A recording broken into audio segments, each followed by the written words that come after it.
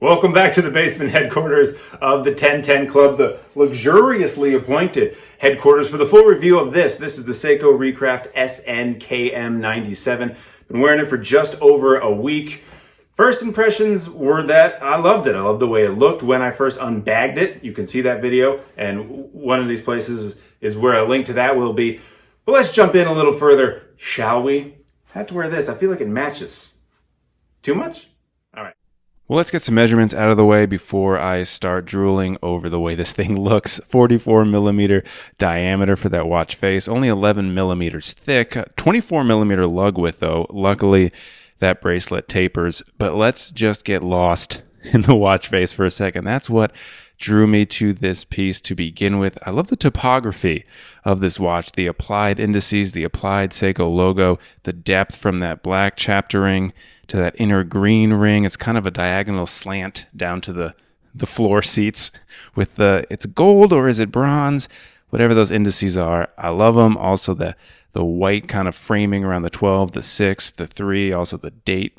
Yes, I am still keeping the date in Spanish. No, I don't know much Spanish, but why not try?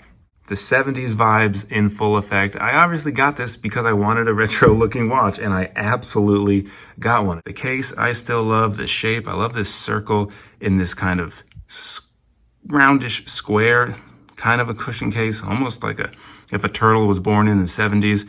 I love the brushed steel on this outside, the high polished links I still love, the high polish down at the lugs I still love. Although, of course, with high polish, you can see my fingerprints already on there. There are, of course, some downsides. Number one, the same thing as I was complaining about when I first opened this watch, is the bracelet. I like the way it looks. I mean, if we lay it down here, it looks awesome. It's obviously a little shiny, a little show-offy. Those center high polished links are, well, staring you right back in the face, and then they also show you your nice thumbprints when you catch it when you catch it in the light, right? Problem is, it just feels so cheap. The hollow end links, they've stopped squeaking as much as they did when I first got this watch, but you can just feel it. It's rattly. It takes away from what looks like just such an awesome watch.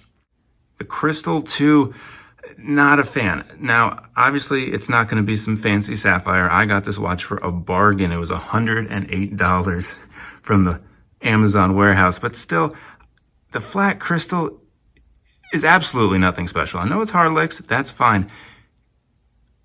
But something just, if this could be domed, I feel like this watch would just go up an entire level. Just doming the crystal, I think that would just completely satisfy that retro 70s vibe and just make this watch just go into a different stratosphere.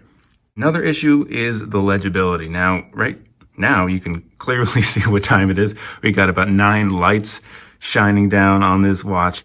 However, normal use, it is hard to tell what time it is. Number one, the hour and the minute hands look very, very similar. I understand skeletonizing them to match the indices around the watch face. However, especially if the two hands are close together, it's really hard to tell which hand is which. I'm coming right off from using the 007, so if we see it next to each other, I mean, it is absolutely obvious what time it is with the 007. And right now, with the SNKM in the shade, isn't it hard to see what time it is? We gotta wait, come on, catch there it is. This is not helped by the complete lack of lume on this watch here. All right, just a few more stops on the complaint train. 50 meters water resistance. I mean, it has a screw down case back. How much more would it cost Seiko to get a screw down crown and make this 100 meters water resistant? Even just having that peace of mind, I know I'm not going to take this swimming, I'm not going to take this diving, but it's always awesome to have that option. You're at a pool party, things are getting a little wild, you want to be able to jump in the pool without, hold on, let me take this weight, I got it.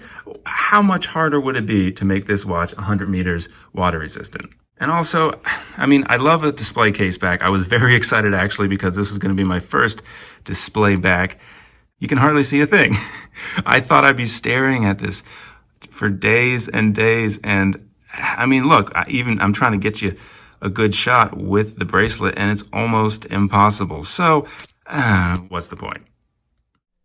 All right, entering voiceover mode as we take a look at the watch on my wrist. It is a big watch, but I have a bigger wrist. I have a 7.25-inch wrist. This watch, diameter 44 millimeter, although only 11 millimeters thick. That lug, though, fatty, 24 millimeter lug width. You can see that polished center link bracelet tapering down, which is nice. Also pretty chunky. Heavier even by 1 gram than the SKX that I have on a strap code bracelet. So this weighing in at 168 grams on the bracelet. It does look good. A lot of wrist presence. That 7S26 movement. Again, non-winding, non-hand winding, non-hacking.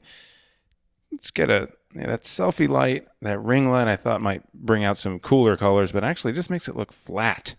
I like it better with that sunburst. Can we find it? All right, let's go back to the studio.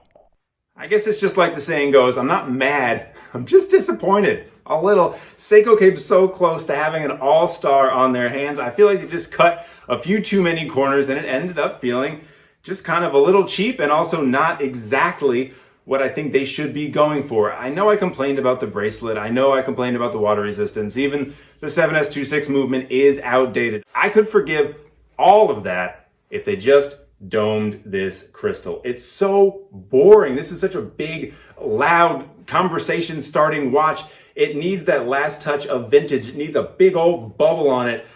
I would pay $400 for this watch if it had a domed crystal. And that's saying a lot because I spent $118 and I'm disappointed with it. There's such a big opportunity right now in the mid-range price for these kind of watches. A lot of people, myself included, clamoring for these watches that look old but have the reliability of a new watch. There's some real cheap ones, and there's some real expensive ones. You can spend over $1,000 if you're looking at it, or a 65, or a smaller brand like Stratton coming out with these really awesome retro-inspired watches with new reliable movements inside.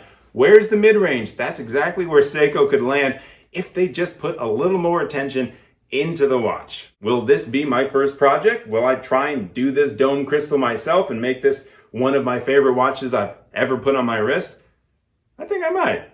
I always forget, but please do subscribe. Let's build this channel together so a lot more videos can be coming your way. Like it too, but only if you liked it. No fakery here.